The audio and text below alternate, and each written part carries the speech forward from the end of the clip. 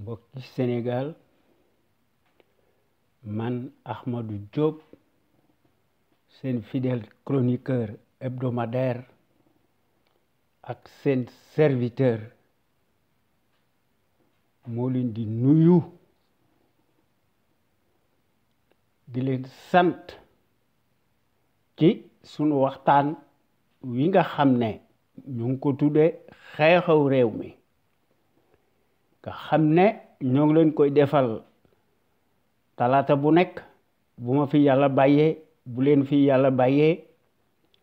à partir de 17h GMT heure de Dakar mu yemook 19h heure de Paris xam ngeen ko dutu leen ko jaawatle ñu leen koy defal à travers les ondes de notre radio Sunu Kër FM, la première radio panafricaine nekk ca Californie muy sunu radio exceptionnel bu mag bi de renommée internationale. kon xam ngeen ne tey talaata 10 octobre 2017 sunu waxtaan wi ñuy tuddee xew-xew réew mi am na solo ndax wax dëgg yàlla sunu waxtaan wi day gën a am solo ndax nekkunu fi rekk di critiquer walla di sànni ay xeer ñoom ci jubadi lañu nekk waaye nag du leen bàyyi ci seen bànneex ndax il faut que ñu jubanti leen ndax loolu moo nu war loolu mooy li nga xam ne moom la xel mën a nangu ndax loolu mooy sunu waru gar ndax ñoom seen bopp rek lañ fi nekkal ndax wax dëgg yàlla kii nga xam ne moo fi nekk daan tàngal nit ñi ci élection yi nga xam ne ay parodie la woon waxam bari woon na waaye danoo wor nun ñépp ci bànneexam rek la nekk waaye loolu kenn du ko ci bàyyi waaye nag comme d'habitude yéen waa Sénégal ak sénégalais yi nga xam ne ñoo nekk ca biir réew ma ak sénégalaises yi nga xam ne moom la ñuy tuddee les sénégalais de l'extérieur noo ngi leen di nuyu di leen sant ak di leen gërëm ak di leen sargal ci déglu bi ngeen nuy déglu bàyyi seen yitte yépp kon gàcce ngalama yéen waa Sénégal amu leen moroom noo ngi jox njukkal aussi tous nos auditeurs ak auditrices góor ak jigéen mag ak ndaw fàttewuñu kenn te noo ngi sant bu baax tous les intervenants yi nga xam ne wax dëgg yàlla kenn demul ñu des ndax les meilleurs sentinelles ci Sénégal bu ñu def seen waxtaan ñu tuddee ko l'info autrement ñu koy def altine ak alxemes ak su fekkee ne am na lu am exceptionnel ñu koy def à partir de 16h GMT heure du Sénégal góor yooyu wax dëgg yàlla noo ngi leen di sant ndax ñoom ci seen bopp yi ngi ci li ñu war a nekk ndax jàmbar yu mat sëkk lañu ay kilifa lañu te dañoo libre ndax dañoo bëgg suñu réew mi ndax seeni kàddu duñ ko xuumtoo ndax duñ ci def benn compromission ni benn concession ndax góor yooyu bu ñu defee seen waxtaan ba pare dañuy tollenti samedi bu nekk indi beneen waxtaan ñu tudde ko en toute objectivité loolu doyut dimanche bu nekk ci loolu la ñu nekk ñu indi beneen waxtaan ñu tudde ko la voix des jeunes maanaam baatu ndaw ñi ak yoonu ndaw ñi loolu wax dëgg yàlla wares na leen gërëm góor yooyu ndax wax dëgg yàlla ndox du bàyyi yoonam ndax ci loolu ci la ñu mas a nekk ndax ñoom ñi ngi bay seen waar ci tool bi ndax sunu Sénégal gi jëm ci kanam ndax ñoom ñi ngi koy wone ci seeni réflexion remarquable prodigieuse yoo xam ne ñu ngi koy tabal ci boppu sénégalais yi à travers les ondes de notre radio Sunu Kër FM la première radio panafricaine nekk ca Californie muy sunu radio exceptionnelle bu mag bi de renommée internationale bu loolu wéyee ñun ñi nga xam ne ñoo nekk ci conscience patriotique pour le changement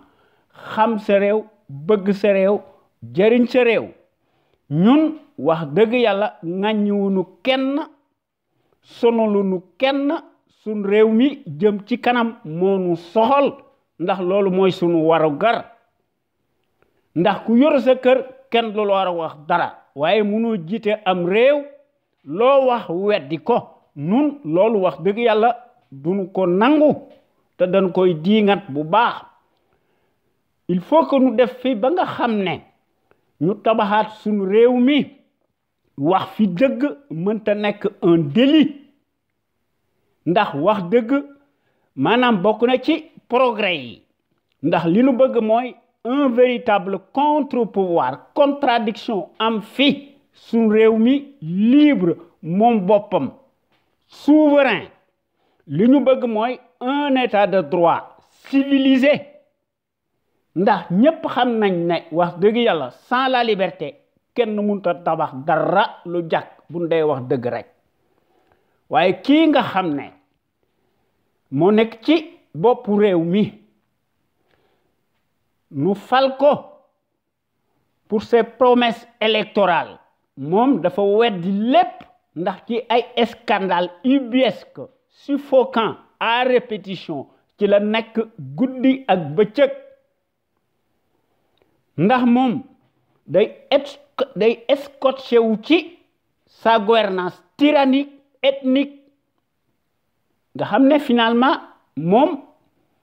Machiavel la réfractaire en chair et en os te mu ngi koy wane bu baax te mi ngi nuy narge maanaam mi ngi nuy kokkuli waaye nag day cuirasser son frangin paresseux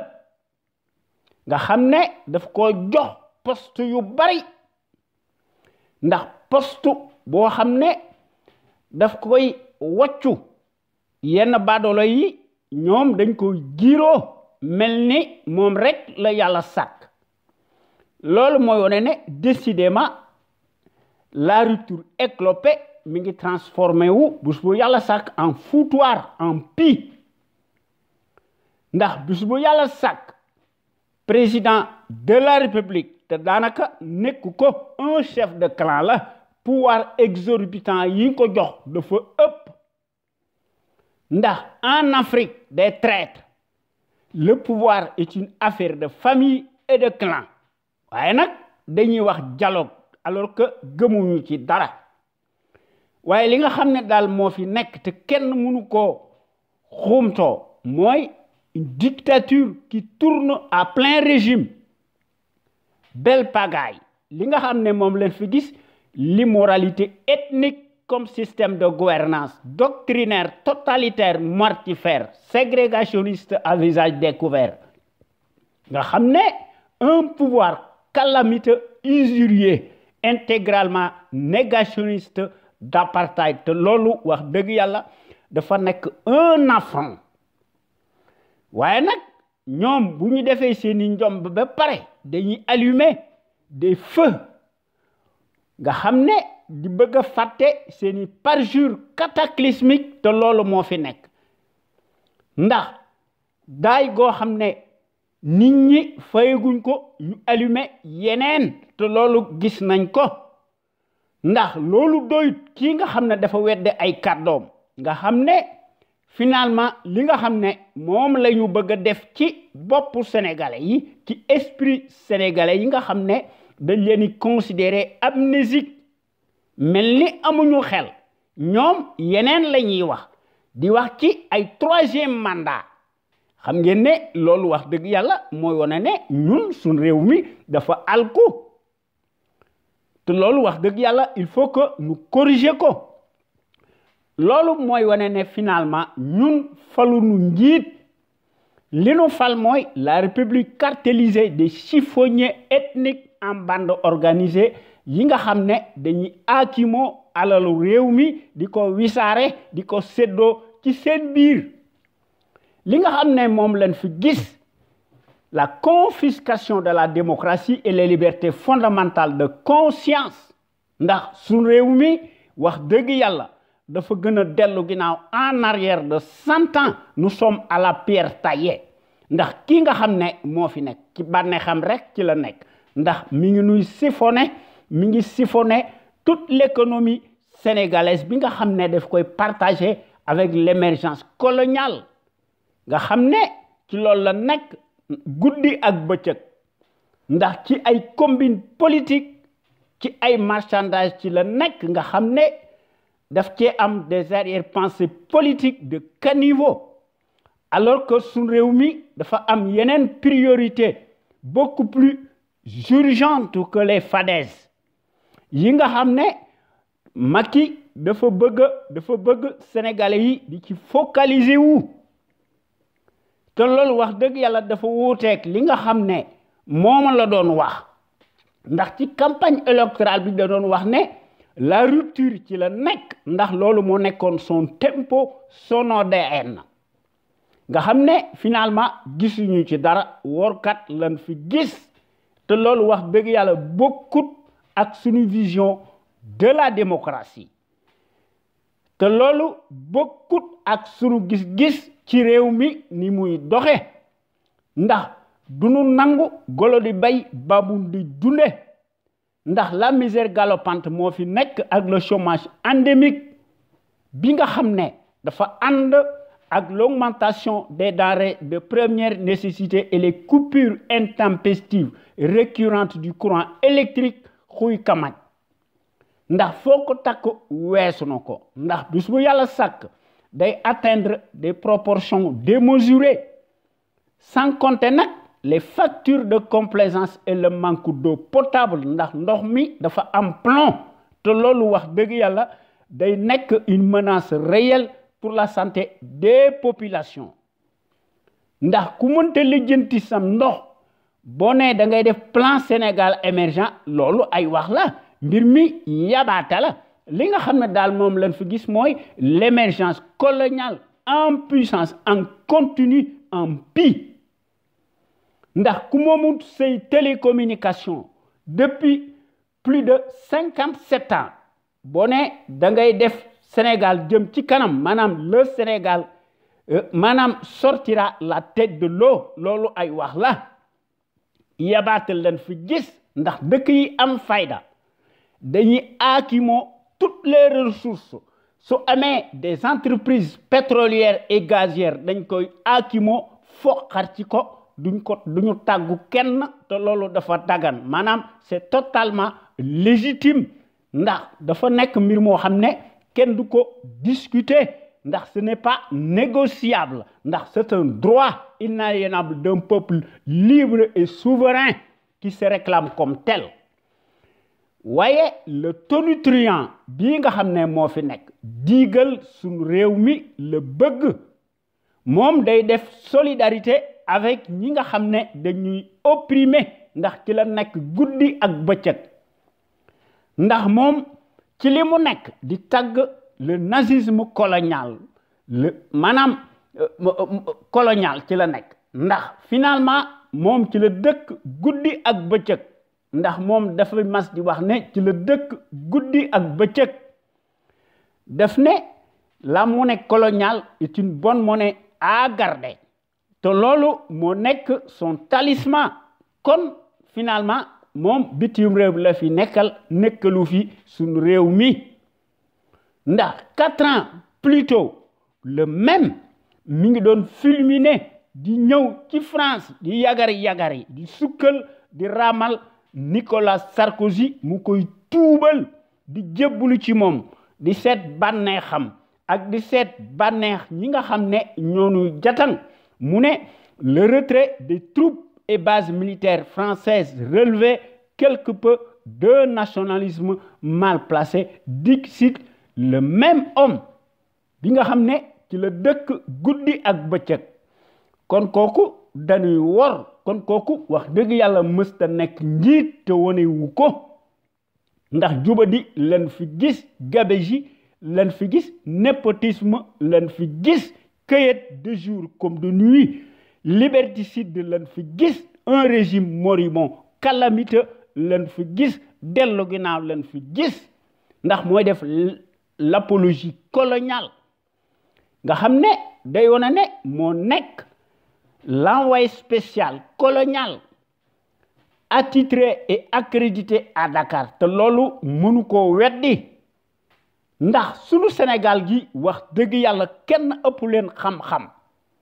bu ndee wax dëgg rek te yàlla tax ndax le Sénégal notre pays est un grand pays historique au point de vue du savoir pluriel et de la morale éternelle en puissance waaye nag ndimbal da ciy fekk loxol borom ndax pays am fayda ci loolu la ñu nekk waaye ñun yoruñu ay njiit yoruñu maanaam des élites altruistes yoo xam ne dañoo bëgg su réew mi jëm ci kanam seen bopp rek lañ fi nekkal ndax ci Afrique des 14 pays dits francophones nga xam ne ay baadoola ñoo koy jiite des despotes incorrigibles foofu rek la ñuy gis l'article étrange bidon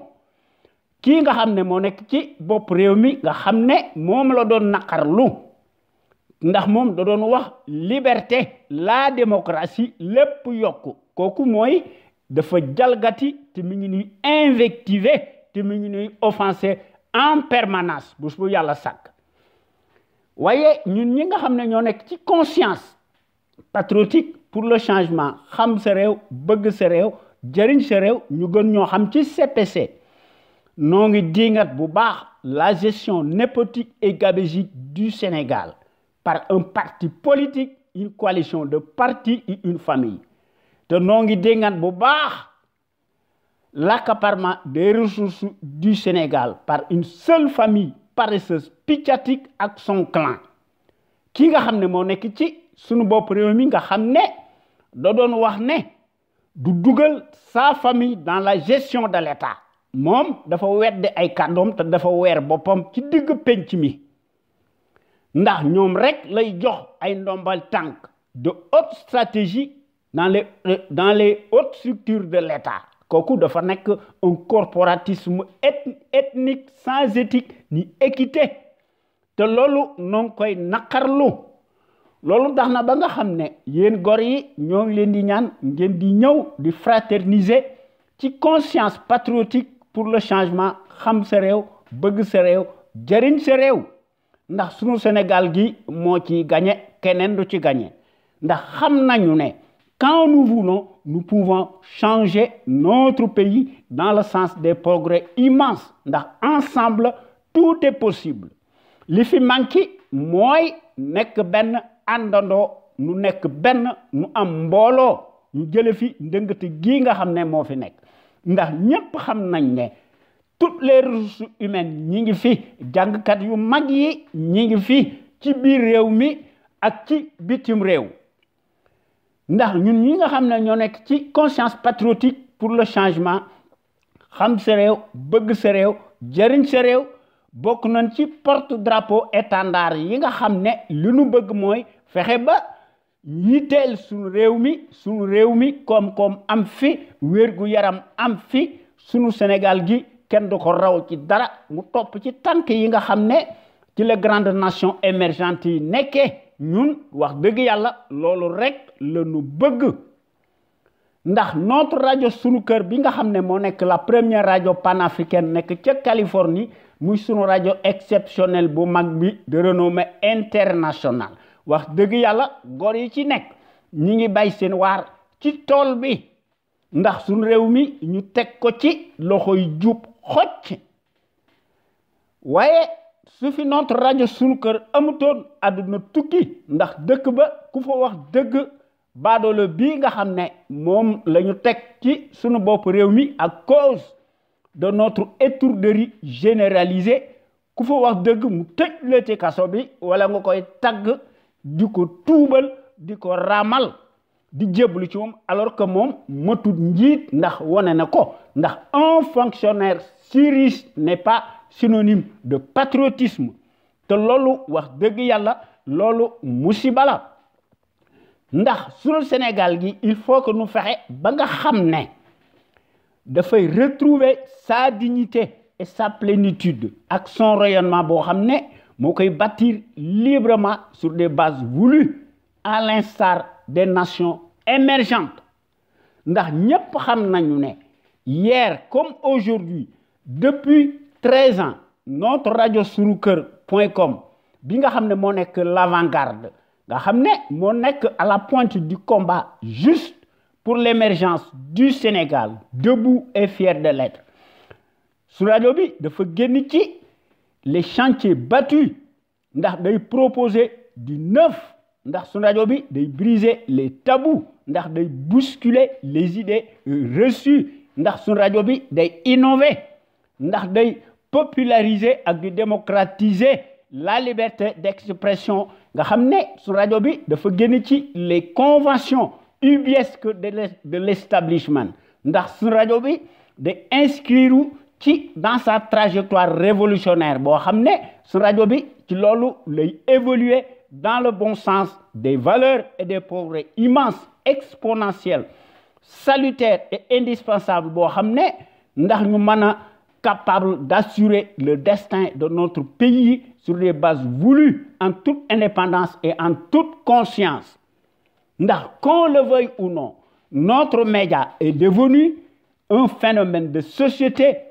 qui reste le seul à aborder librement des sujets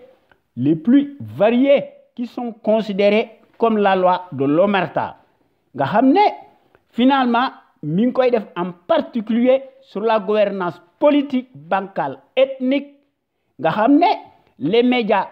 serviles du service public ak privé ñooñu finalement dañ koy zappé ndax ñemewuñ cee wax ndax médias yooyu finalement dañoo nekk des instruments alimentaires politiques monopolisés par le pouvoir calamiteux tortionnaire ndax dañuy briller ci seeni silence coupable ndax dañuy passer maanaam seeni silence ci li nga xam ne mooy tardeel suñu réew mi te loolu wax dëgg yàlla il faut que ñu corriger ko ndax notre rajo sunu kër bu su yàlla sàkk ci la masa nekk guddi ak bëccëg du tayyi ndax suñu rajo bi day def des innovations multiples tout azimut tant sur le plan de la qualité des informations ak yeneen mbir yoo xam ne finalement dafa jéggi dayo te loolu nu ngi koy rafetlu ndax notre rajo sunu kër FM bi nga xam ne dafa nekk l'avant-garde du civisme ndax notre rajo sunu kër la première radio panafricaine nekk ca Californie de renommée internationale ci Los Angeles un grand panel d'intellectuels d'hommes et de femmes ñoom finalement dañoo nekk de gros calibre doués en matière grise ndax bu su yàlla sàkk dañuy exprimer wu librement en toute connaissance de cause ndax dañuy démontrer magistralement bu su yàlla sàkk seeni capacité intellectuelle ndax dañoo nekk des têtes bien pleines ndax bu su yàlla sàkk dañuy décortiquer ak di décrypter nga xam ne et qui font part de leur expertise avérée ci mbirum les produits toxiques chimiques notamment les faits divers scientifiques, sanitaires, sociaux, religieux et politiques, sans oublier nag les incivilités patentes dont sont coupables les politicards yi nga xam ne dañoo faillir à leur mission régalienne ndax dañuy ubbi la boîte de Pandore à certains citoyens yi nga xam ne par leur manque de conscience dañuy soulager wu publiquement et ouvertement aux abords des bâtiments te loolu finalement wax dëgg yàlla noo ngi koy naqarlu kon fu ngeen mën a nekk ci àdduna bi yéen gor yi ñoo ngi leen di ñaan ngeen di déglu gor yi nga xam ne ñooy wax à travers les ondes de notre rajo sunu kër FM te bu la neexee bokk ci waxtaan wi ndax notre rajo sunu kër bi nga xam ne moo nekk la première rajo panafricaine nekk ca Californie muy sunu rajo exceptionnel bu mag bi moo nekk la rajo la plus populaire bi nga xam ne moo nekk l'éternelle cheville ouvrière des sentinelles sénégalaises aux vérités implacables aux bras d'acier inachetables et qui font constamment preuve d'analyse pertinente sans complaisance ne souffrant d'aucune ambiguïté sur la chose publique au Sénégal muy sunu Sénégal gi nga xam ne duñ ko yemale kenn ndax ñun ñëpp noo ko bëgg waaye bés bu yàlla sàkk gilawaar gi day gën a bari ba nga xam ne l'actualité politique bi day bari ba nga xam ne ndax day abondante ndax day siit ba nga xam ne duñu xam fan la ñuy commencer ak fan la ñuy tàmbalee li nga xam ne mënuñu ko ñàkk bañ wax ci la ñuy wax ndax mënunoo wax lépp ndax bu ñu bëggee wax lépp duñu fi jóge te loolu wax dëgg yàlla noo ngi koy naqarlu ndax li nga xam ne moom la ñu bëgg ñu fexe ba unir rassembler autant de patriotes sénégalais autour d'un idéal commun pour cela nag il faut que ñu indi ci une détermination ak patriotisme le civisme intelligence bu mat sëkk ku nekk indi ci say maanaam indi ci sa brique ndax ñu tabaxaat suñ réew mi ndax démocratie participative am fi li nga xam ne mënta ñàkk nga xam ne muy la clé de voûte maanaam la volonté politique de chaque Sénégalais et Sénégalaise fu mu mën a nekk ci àdduna bi ndax sunu Sénégal gi mën a nekk le phare de la démocratie plein développement économique politique financier militaire am fi ndax sunu Sénégal gi mën a assurer la liberté la sécurité de ses biens et de ses frontières ndax ku lay dimbali day ëmb sa sangal te loolu gis nañ ko ci jàngkat bi nga xam ne moo fi nekkoon nga xam ne muy Cheikh Anta Diop l'icône emblématique charismatique dafa bind ba dee ndax da daan wax ne nanu jàngale science waaye baadoolo yi dégluwuñ ko loolu moo tax sunu Sénégal gi ak sunu Afrique gi gën a dellu ci ginnaaw li nga xam ne mënta ñàkk nga xam ne mooy notre combat légitime du ma tay di ko wax il faut que nous réformer impérativement le régime présidentiel ñu remplacer ko par un régime parlementaire il faut que nous tabaxaat sunu dëkk bi nga xam ne sunu dëkk bi muy le Sénégal nekk un pays dynamique ñu indi fi des principes démocratiques et des institutions fortes inviolables respectées par l'ensemble des patriotes sénégalais imbus de la fibre d'honneur ndax ñu mën fay indi une bonne gouvernance irréprochable ak un état de droit boo xam ne président de la République dutu mas a nekk le personnage central boo xam ne mooy tëj mooy tijji nga xam ne fu no la nekk loolu moo tax wax dëgg yàlla sunu Sénégal gi tardé ndax dëkk boo xam ne lépp kenn nit ne cundum ñu jox ko xaalis bu bari muy ger nga xam ne finalement dafa nekk une machine toxique muy la caisse noire te loolu wax dëgg yàlla affaire monarchie la nekkut démocratie c'est une dictature c'est un affront c'est un cataclysme ubuesque boo xam ne il faut que ñu mettre ci un terme définitif su fekkee ne dañoo bëgg suñu dëkk bi démocratie am fi ñu yemale ñépp su fekkee ne dañoo bëgg a topp dëkk yi nga xam ne ci loolu ñu am fayda loolu wax dëgg yàlla il faut que ñu def ko ndax loolu dafa nekk une tâche primordiale ndax il faut que ñu créer kon les conditions obligatoires d'une véritable gouvernance économique saine transparente attentive c'est li nga xam ne mooy les intérêts supérieurs de la nation nga xam ne moom lañ war a def pour toutes ces raisons nag il faut que ñu teg ci suñu bopp réew mi de véritables pardon il faut que ñu def ci suñu bopp réew mi de véritables sentinelles sénégalaises impartiales charismatiques yoo xam ne dañuy seet li nga xam ne mooy njariñu réew mi ndax ñu mën fay cultiver le patriotisme la démocratie la justice sociale l'éthique ak l'équité l'unité nationale am fi sécurité am fi sans lesquelles wax dëgg yàlla dara mënta xew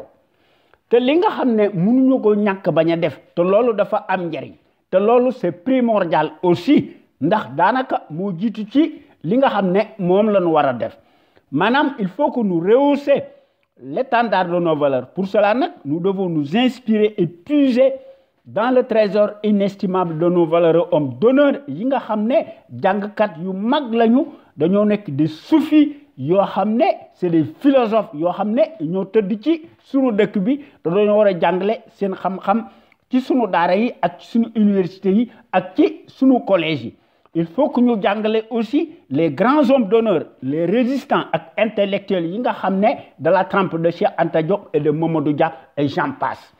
il faut que nous cultivions aussi le civisme chez les populations. Le civisme n'est que le réflexe décent de tout citoyen responsable qui a sa place dans la société. Le civisme implique le savoir-faire et la civilité lorsqu'il s'agit de la chose publique. En tant que citoyen, si on a des droits, on a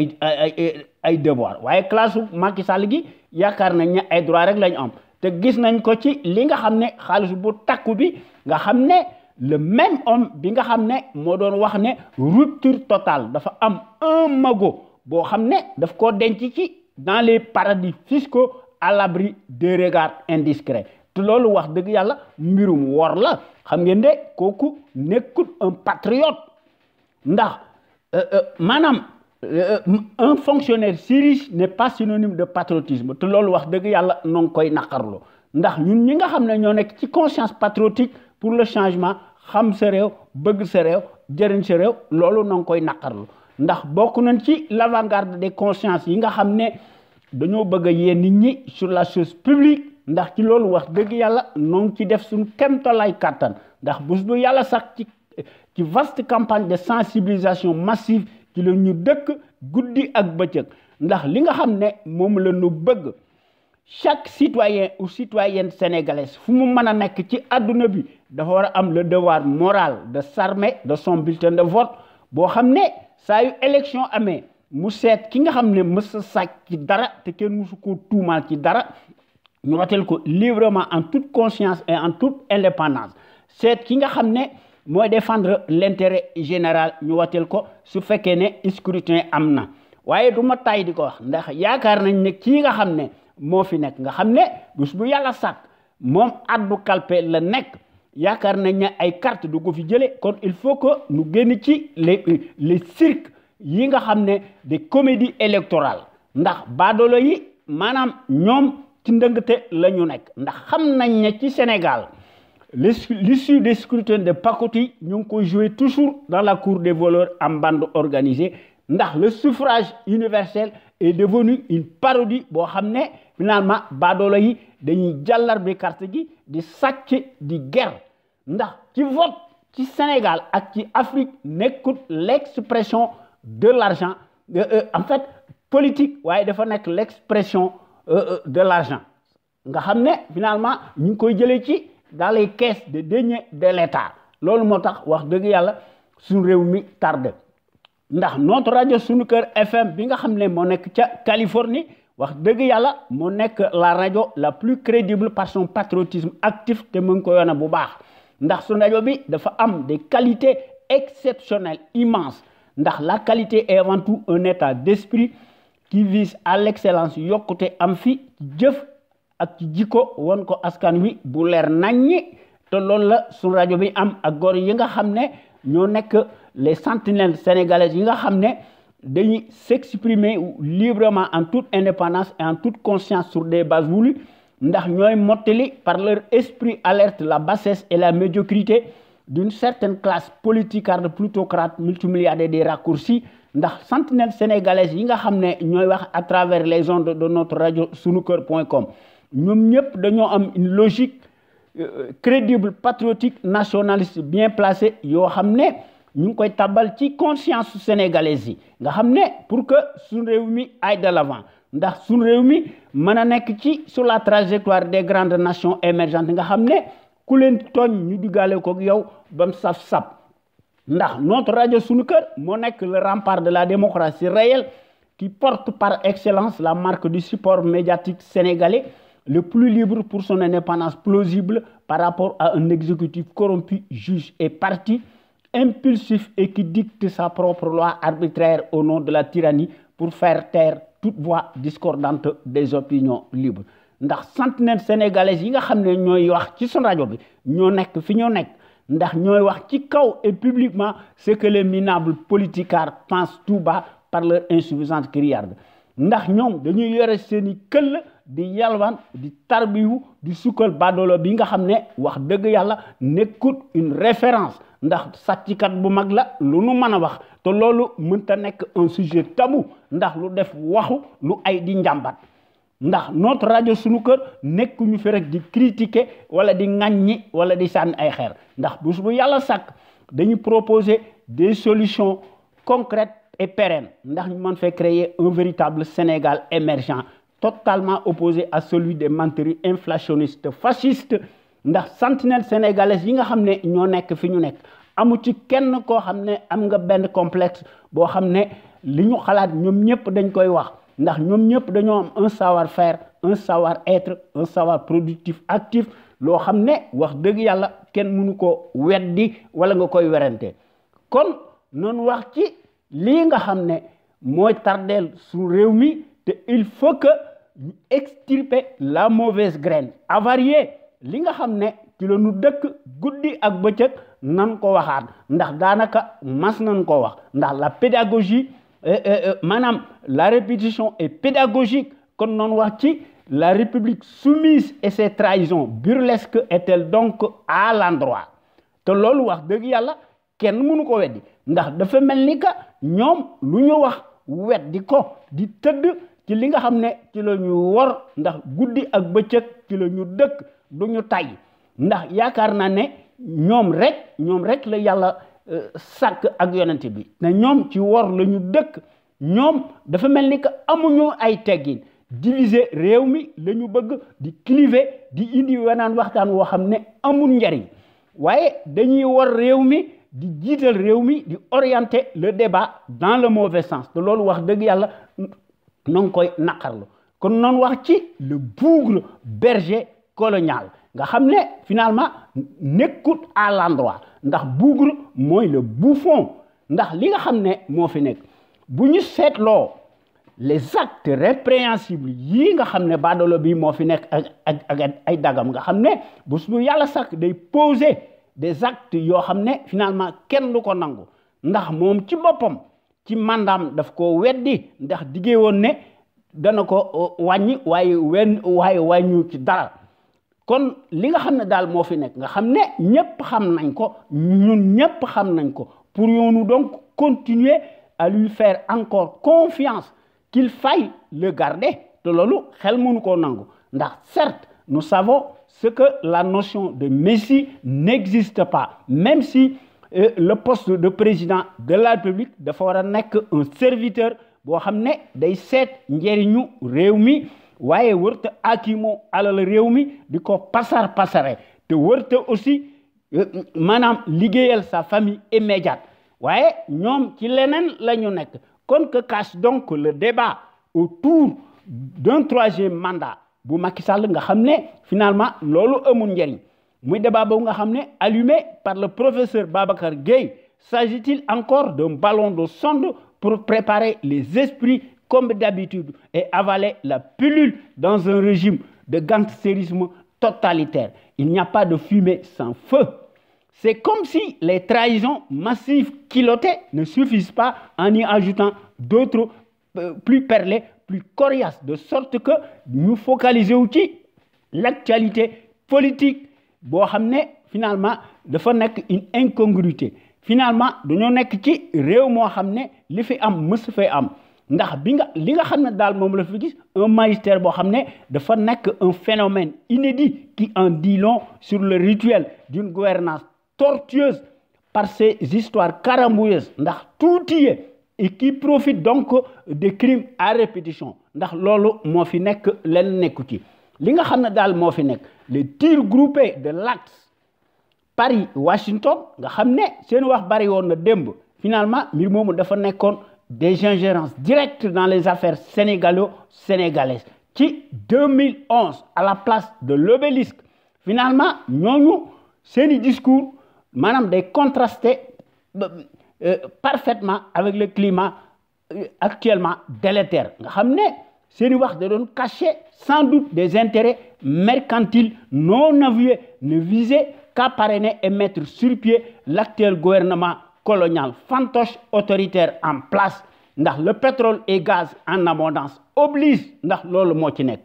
kon soyons vigilants et sur nos gardes pour éviter des déboires et des effets cataclysmiques de surprise ndax tout est possible dans un régime colonial puisque nous ne sommes pas encore sortis de l'ornière, ni à l'abri de rien. Ndax suñu dëkk bi day encourir des risques majeurs insoupçonnés qui se profilent à l'horizon, n'augure rien de bon. te loolu wax dëgg yàlla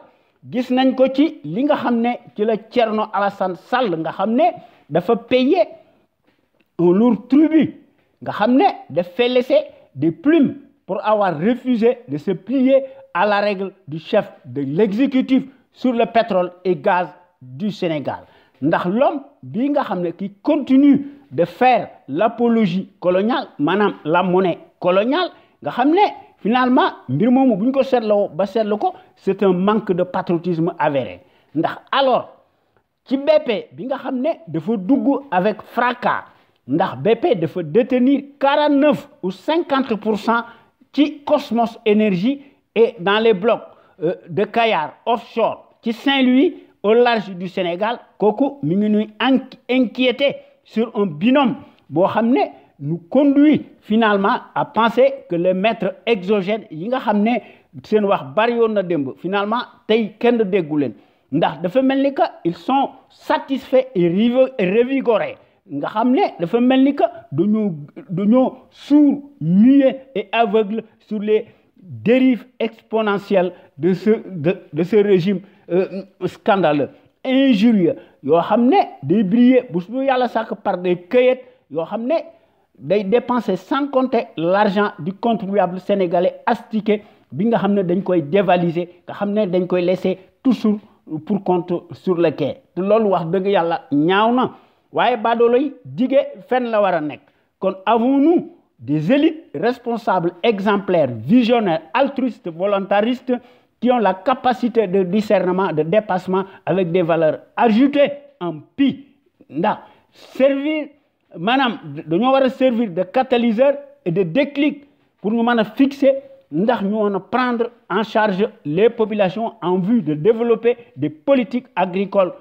pérennes nga xam ne notamment ñu def ci les recherches scientifiques ci mbirum santé ci éducation de façon que les populations y trouvent nécessairement leurs propres intérêts ndax ñu mën a impliquer wu davantage sur les affaires de la cité waaye loolu yitteelu leen ndax ñoom dañoo am yeneen priorité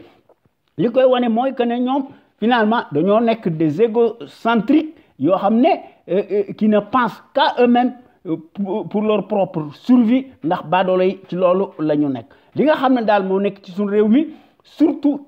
depuis juróomi at li nga xam ne moom lañ fi gis mooy la politique de la soumission boo xam ne n'est pas source d'émergence du Sénégal mais de décadence nga xam ne li koy wane mooy le berger colonial le soumis le bougre en place boo xam ne finalement bu ñu seetee ay mbiram dafa mel ni que mérité wut di porter la qualité de président de la République ndax le statut du président de la République ne se décrète pas, se mérite pour celui qui se réclame comme tel, n'est-ce pas? Li nga xam ne moom lañ fi gis mooy la soumission à l'expansionnisme est-elle compatible au statut du président de la République? Ndax quand bien même l'appellation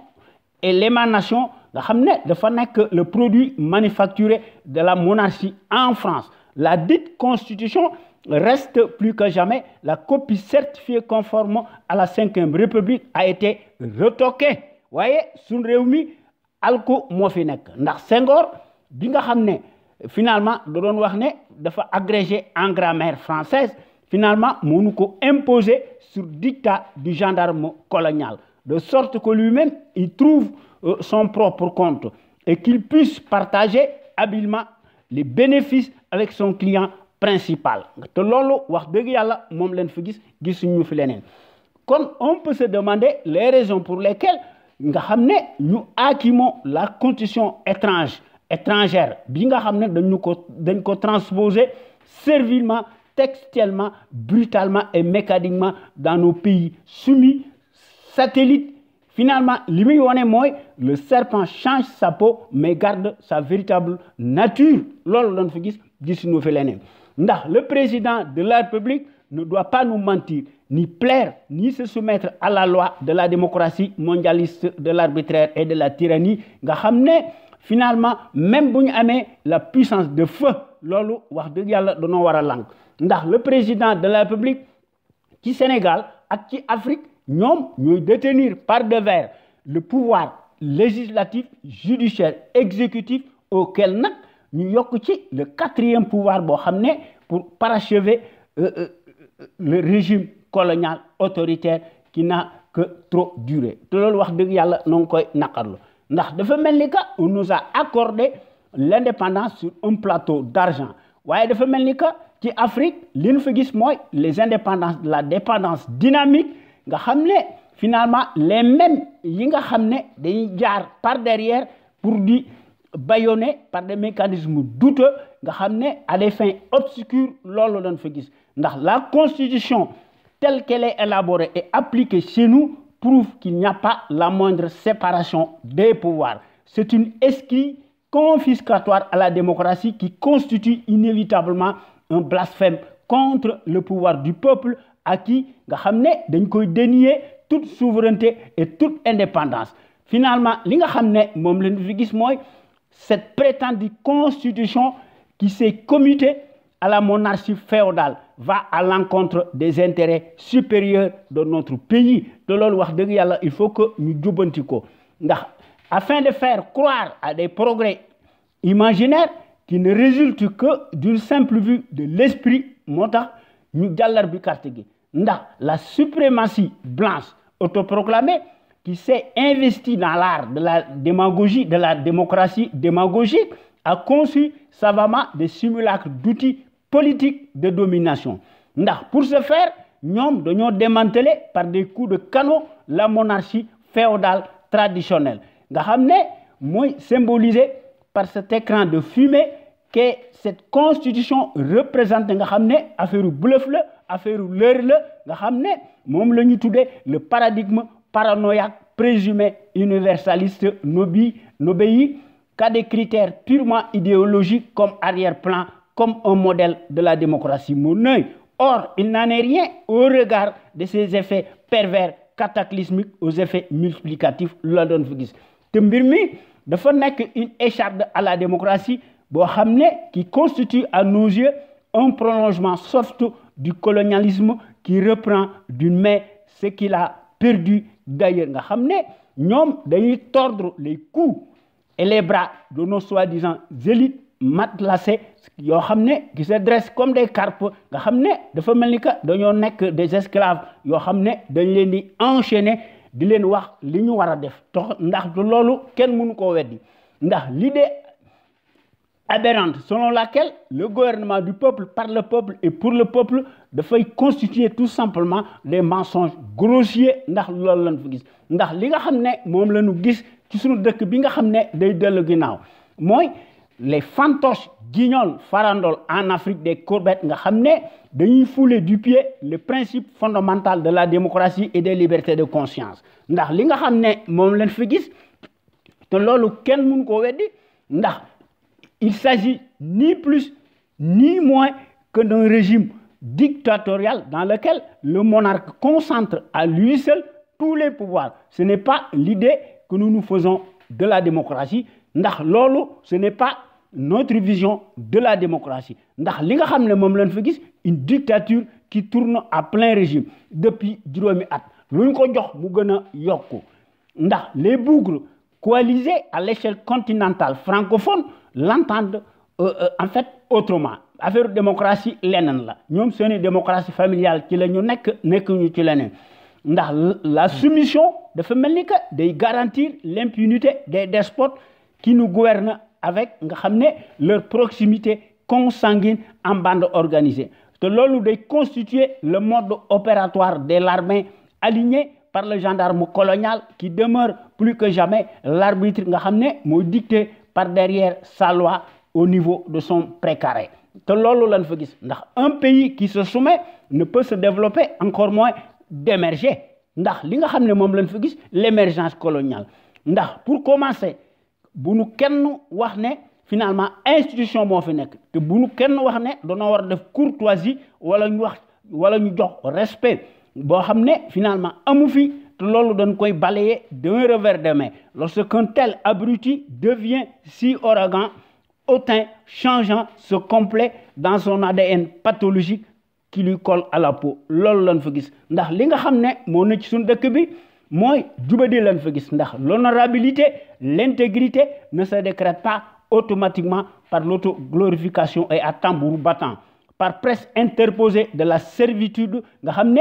affaire boobu dañ koy mériter ñi nga xam ne dañ ne ay góor lañu ay njiit lañu dañ koy wone par les actions matérielles palpables visibles sur le terrain waaye kenn du ko autoproclamé par la rhétorique creuse verbeuse cousue de fil blanc ndax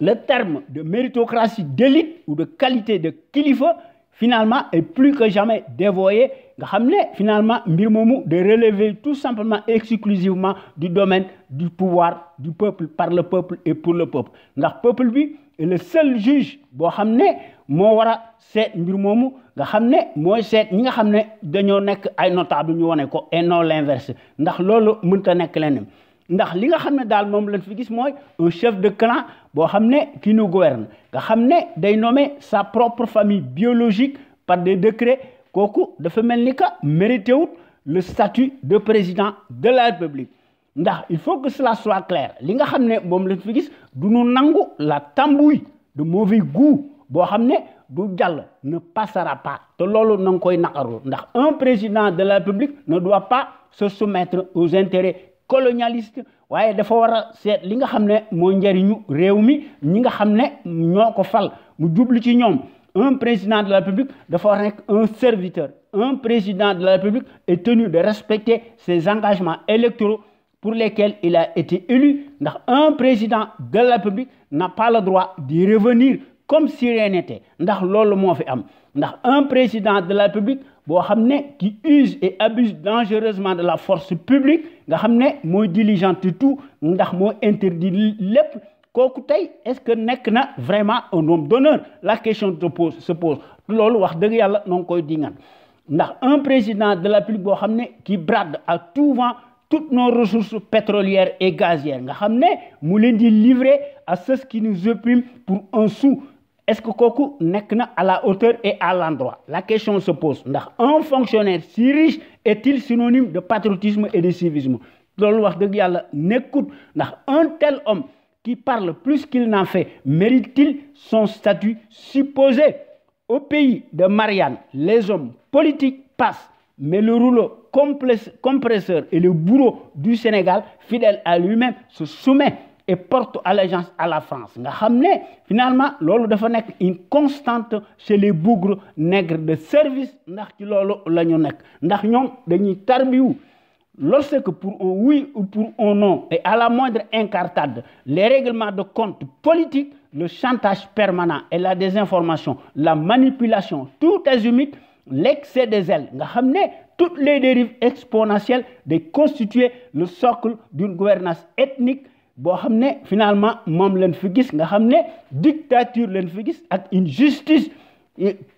politique hérétique instrumentalisée partiale dévoyée boo xam ne qui s'accommode et n'obéit qu'au doigt et à l'œil du tyran en place loolu lañ fi gis ndax li nga xam ne moom lañ fi gis le culte de la médiocrité et de l'idolâtrie boo xam ne qui deviennent systématiquement un système de gouvernance bancale absolue li nga xam ne moom lañ fi gis le pillage des deniers de l'État on peut parler alors d'une caste d'associations de malfaiteurs en bande organisée en lien avec une entreprise terroriste ségrégationniste nihiliste en place qui annule muselle la liberté d'expression et les libertés fondamentales loolu lañ fi gis li nga xam ne moom lañ fi gis nu fi njiit ndax la rupture chez les nègres de service dafa nekk un paroxysme boo xam ne affaire transhumance la nga xam ne dafa nekk source de trahison d'archaïsme de cannibalisme politique et d'anarchie nga xam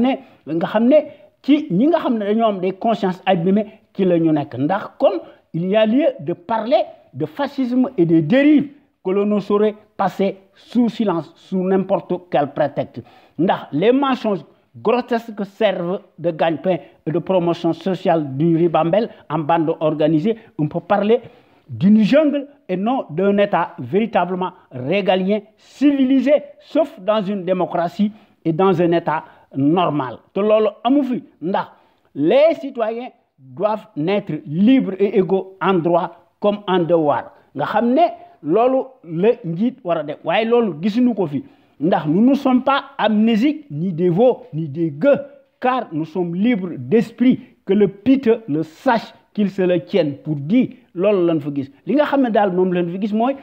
que l'on me comprenne bien le fond de ma pensée ndax ni les manœuvres dilatoires ni la terreur des abrutis insulteurs de la République familiale ethnique qui se fardent tous comme les sireurs débouchés des bottes des bottes yoo xam ne dañoo nekk au service du despote encombrant boo xam ne dafa transformé wu mécaniquement en berger colonial ndax moo interdire lépp du haut de son ignorance nga xam ne lépp lay tere ci à l'intérieur du pays waaye finalement dafa bëgg a nekk ndax dafa bëgg a servir mordicus partout dans les réseaux sociaux yi nga xam ne ñoo nekk le laboratoire des progrès et des contradictions politiques yoo xam ne totalement légal et légitime ndax à ce prisme là soyons précis clairs et conséquents li nga xam ne daal moom la ñu bëgg mooy les restrictions liberticides burlesques saugrenues farfelues contre-productives tout azimut constituent le socle fondamental et l'apanage des faibles d'esprit sont substantiels et compatibles aux entournures fascistes n'auront aucune emprise réelle dans notre ligne éditoriale te loolu duñu ko nangu tey te duñu ko nangu ëllëg ndax quoi que l'on puisse dire celui qui nga xam ne moo nekk à la tête de l'État sénégalais nga xam ne dafa ñëw par effraction à cause de ces milliards nga xam ne grâce à la propagande de référence médiatique combinée savamment et élaborée par des lobbies impérialistes capitalistes de la décadence n'avait que des intérêts incongrus alors que l'archétype farandole pion négationniste n'est qu'un vil renégat imposteur fidèle à lui-même nga xam ne finalement moom ci loolu la nekk nga xam ne suñu réew mi nazisme lañ fi gis nga xam ne indignité lañ fi gis te loolu duñ ko nangu te loolu mooy li nga xam ne dañ koy nangu ndax monarchie il faut que ñu jëlee ko fi te bu ñu doon wax monarchie kii nga xam ne moo fi nekk waru koo nekk ndax je le répète et continue dans ce sens amul benn rivière boo xam ne au monde mën naa laver ni de près ni de loin la flétrissure si moribonde ki nga xam ne day démontrer sa capacité boo xam ne finalement day def une nuisance catastrophique qui rime avec son état de piètre qualité ndax jubadi moom la fi gisuñu fi leneen ndax lu mu wax tey balaa tëdd ci lalam weddi ko ndax li nga xam ne moo fi nekk celui qui s'est bien enrichi gloutonnement illicitement par des raccourcis politiques se nourrit de l'argent des Russes nga xam ne day privilégier contre vents et marées sa propre famille biologique si précieuse nga xam ne mu leen di attribuer des postes de haute stature ndax moo diligenté ndax moo orienté sa justice boo xam ne finalement loolu mooy wane ne mënta nekk njiit leneen moo fi am ay courbette lañ fa gis li nga xam ne daal moom lañ fa gis népotisme boo xam ne ci transvasement ci la nekk nga xam ne day pàccoo alal réew mi kooku wax dëgg yàlla nekkut à sa place ndax ki nga xam ne moom ci boppam la fi nekkal ak waa këram nga xam ne day accorder des largesses infinies en continu nga xam ne à son pitoyable frangin paresseux nekkut un homme d'honneur pour di wax li nga xam ne moo fi nekk ndax les faits matériels sont têtus que personne ne peut ignorer sous aucun prétexte ndax le tyran pathétique finalement li muy wane mooy dafa mel ni que dafa yore jikkoy taciturne ndax dafa mel ni que c'est un acrobate boo xam ne de son rang ndax moo ni gouverner d'une main de fer par des mensonges et des invectives surréalistes à répétition ndax moo interdire tout dépense sans compter jouir du pouvoir de l'État voyage à tout vent à l'échelle planétaire internationale nga xam ne day arracher outrancièrement et constamment ces comédies électorales par des mécanismes douteux ndax day utiliser grossièrement sans remords ni scrupule jusqu'à en abuser de la force publique ndax il tue volontairement la démocratie la liberté d'expression et les libertés fondamentales de conscience comme si sunu Sénégal gi dafa nekk un legs divin boo xam ne moom rek moo fi nekk ak waa këram te loolu wax dëgg yàlla noo ngi koy naqarlu ndax kii nga xam ne qui promettait tout et n'importe quoi nga xam ne doonoon wax ne dana réduire son mandat de 7 à 5 ans waaye dafay def le contraire nga xam ne finalement li nga xam ne daal moom ñu fi gis mooy bu ñu dee wax dëgg un menteur professionnel profanateur boo xam ne dafay changer constamment son fusil d'épaule nga xam ne finalement daf ko def une religion d'État ndax ki nga xam ne dafa disposer de magot colossal dans les paradis fiscaux manam finalement dafa melni que nekkut à la hauteur ndax ay manquement ci la nek goudi ak beccëk ndax finalement mom rek la fi nekkal ak ki nga xamné mo nek ci wétam manam son pédigré bo xamné daf koy adoubé te lool wax deug yalla mom lañ fi gis li nga xamné dal moy jubadi lañ fi gis ak wor sun réew mi lañ fi gis ndax un président de la République dafa wara yemale ñëpp waaye ñoom seen bopp rek lañ fi nekkal te ñoom finalement il faut que ñu jëlee fi loolu ndax suñu réew mi il faut que mu nekk indépendant et souverain suñu réew mi dafa war a am sa propre monnaie ndax mu mara maanaam ndax mu mën a moom boppam tout simplement waaye li nga xam ne moo ne ci réew mi ki nga xam ne moo jiite réew mi dafa mel ni que dafa am les pieds et poings liés bi nga xam ne finalement loolu moo tax suñu réew mi du mën a émerger peu ou prou nga xam ne suñu réew mi du mën a nekk un pays émergent te loolu wax dëgg yàlla moo fi nekk te loolu lañu gis ci suñu Sénégal gi ak toute l'Afrique francophone sous tutelle coloniale nga xam ne en tête desquels des valets de la puanteur yoo xam ne qui se réduisent tout simplement en carpe ndax dañuy complaire wu dangereusement dans le rituel de marionnette nga xam ne finalement ci loolu la nekk ndax li nga xam ne moom lañ gis ci Afrique l'ensemble de l'armée ñoom dafa mel ni que dañoo nekk les abreuvoirs de l'expansionnisme outrancier boo xam ne ñoom dañuy fouler du pied les fondements des indépendances formelles, factuelles, de la dépendance dynamique, virtuelle et au mépris des consciences collectives nga xam ne dañ koy enterrer te loolu wax dëgg yàlla nu ngi koy naqarul ndax le bougre nègre de service nga xam ne finalement bu ñu seetee ay mbiram moo nekk le chouchou croquet nga xam ne macronisé ventru joufflu qui se dispute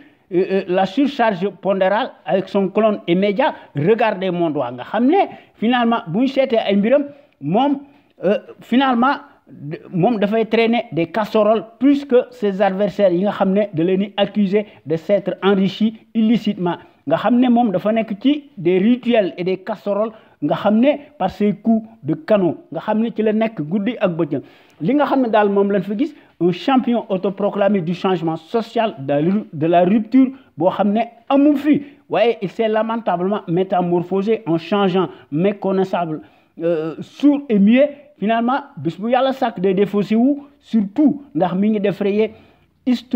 historiquement la chronique nga xam ne il fait vent debout nga xam ne finalement ay galon ci la nekk ndax day engraisser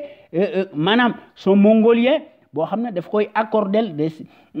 des largesses ubiesques nga xam ne finalement ci loolu la ñu nekk te loolu wax dëgg yàlla nu ngi koy naqarlu ndax plus personne ne peut ignorer que cet homme boo xam ne doon promettre la rupture à grand renfort de publicité et de tapage médiatico-politique inflationniste exceptionnel li nga xam ne daal moom lañ fa gis mooy la séquence pérenne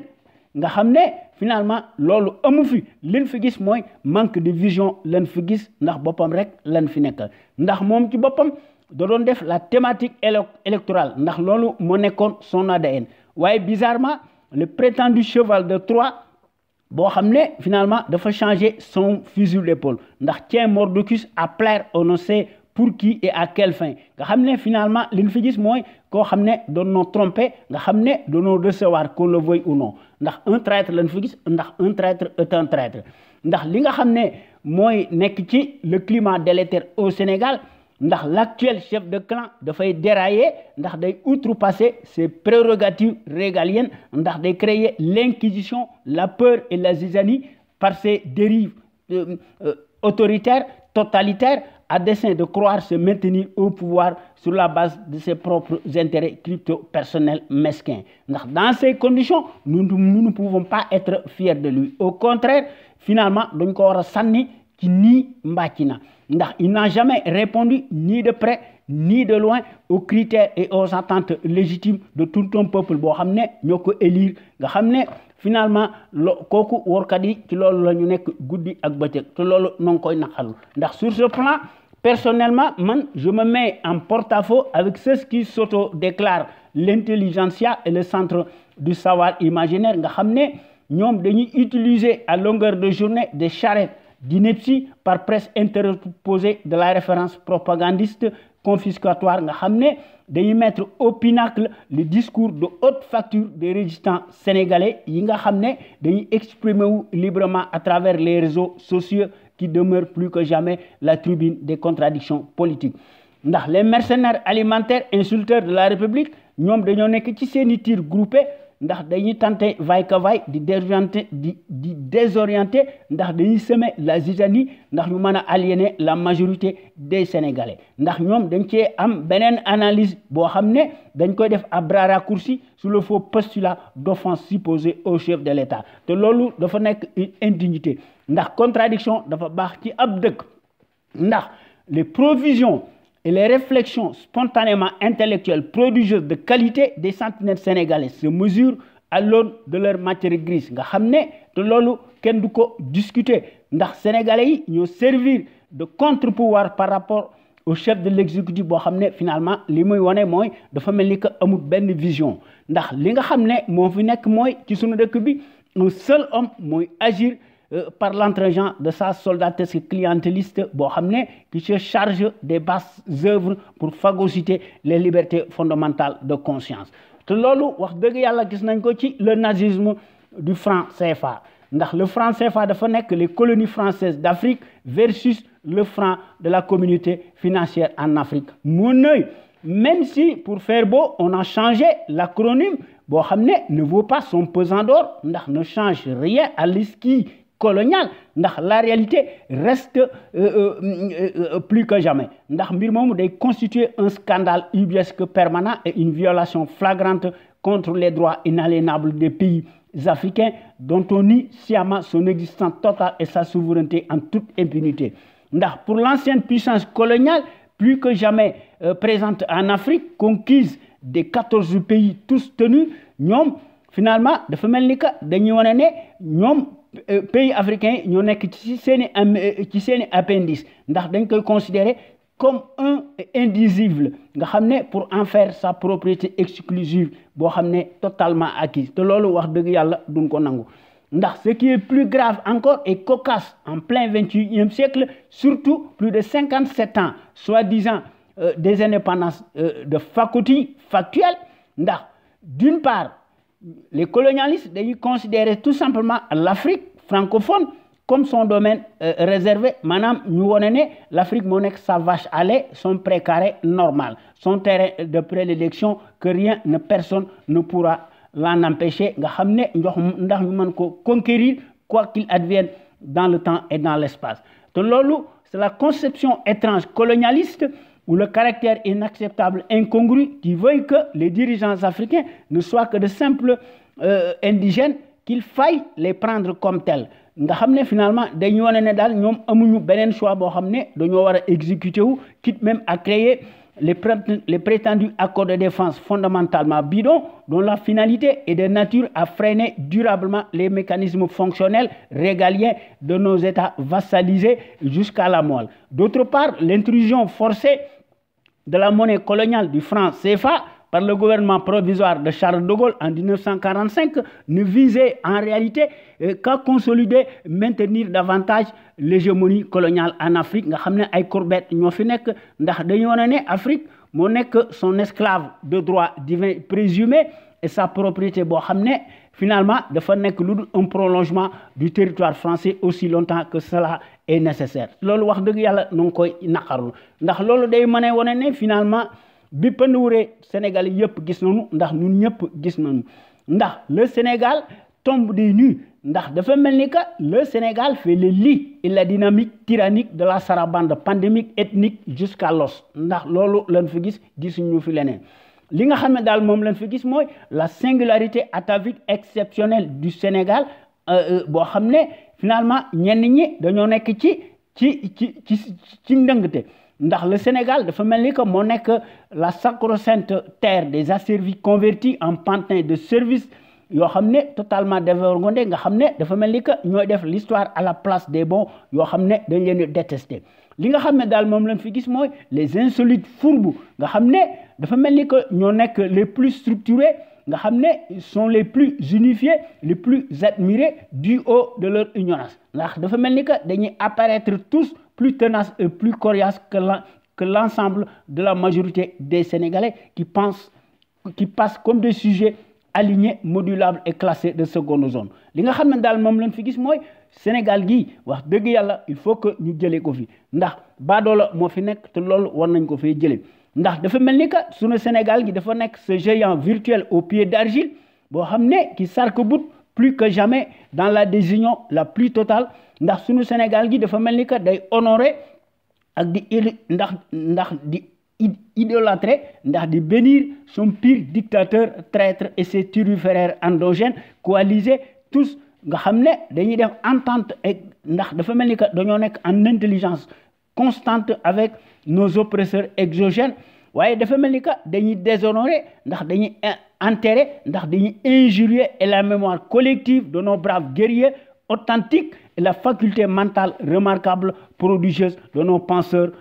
immortels te loolu wax dëgg yàlla noo ngi koy naqarloo ndax nimal da ciy fekk loxo borom kon boo gàññi maa ngi leen jox rendez-vous talaata bii ñëw ci sunu waxtaan wi ñu tuddee xew-xew mi nga xam ne ñoo ngi leen koy defal talaata incha allah bu soobee yàlla à travers les ondes de notre radio Sunu Kër FM la première radio panafricaine nekk ca Californie muy sunu rajo bu mag bi de renommée internationale merci jërëjëf.